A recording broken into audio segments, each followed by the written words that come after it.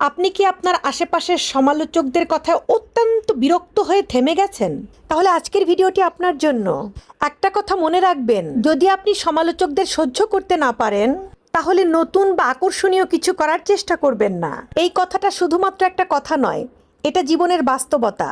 যখনই আপনি স্বপ্ন দেখবেন বা ভিন্ন কিছু করতে চাইবেন, নিজের মতো করে বাঁচতে চাইবেন, তখনই দেখবেন চারপাশ থেকে সমালোচনার তীর ছুটে আসছে আপনার দিকে।